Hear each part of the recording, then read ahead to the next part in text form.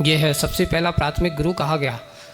बच्चे का अगर प्राथमिक गुरु होता है तो पहली होती है उसकी माँ। उसमें एक नीतिकार ने लिखा है 100 टीचर और एक माँ। माँ एक वो है जो 100 टीचर का काम करती है, जो संस्कार माँ देती है, जो शिक्षा माँ देती है। इस यहाँ विद्यालय में आकर के तुम अक्षर ज्ञान प्राप्त करते हो, लेकिन माँ जो ज्ञान देती है वो जीवन जीने का उद्देश्य का ज्ञान देती है।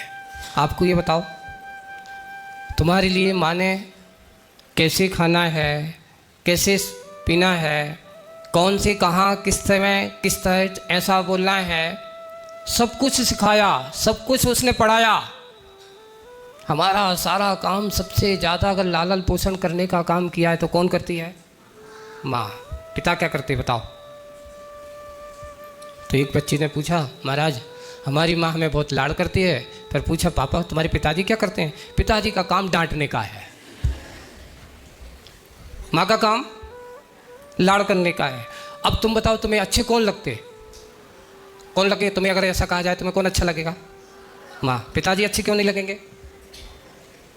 ये बताओ। बच्चों का मन चंचल होता कि नहीं होता? छोटे बचपन में नादान होते। अगर उनको डर नहीं रहे, भय ना रहे, तो वो बच्चे क्या गलत काम से बच सकते हैं? इसलिए पिता का काम थोड़ा भय दिखाना है और माँ का काम प्रेम वात्सल्य दिखाना है। इसलिए आपको और करना है। आपको जब हम कोई कष्ट में होती तो किसकी याद आती है? जब आप गिरते हो तो आप कहते हो ओ माँ, ऐसा कहते हो ना, ओ माँ।